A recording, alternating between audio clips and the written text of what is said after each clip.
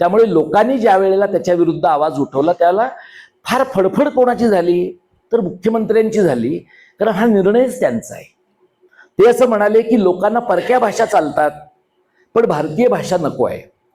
तर लोकांना परक्या म्हणजे कुठल्या भाषा चालतात? इंग्रजी चालते. आता इंग्रजी भाषा ज्या वेळेला रामकृष्ण मोऱ्यांनी 2000 साली अनिवार्य केली पहिलीपासून, तेव्हा भाजप नावाचा पक्ष देशात होता की नाही?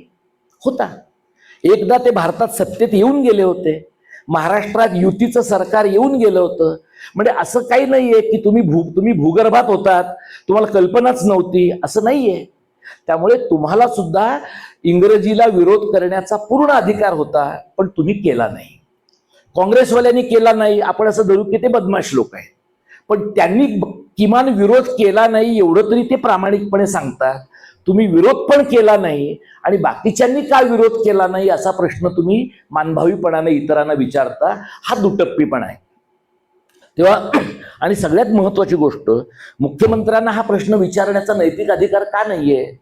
त्यांची स्वतःची कन्या यंदा ICSE बोर्डातनं 10वी झालेली आहे. तुमच्या घरात नाही तुम्ही भारतातल्या भाषांना स्थान देत.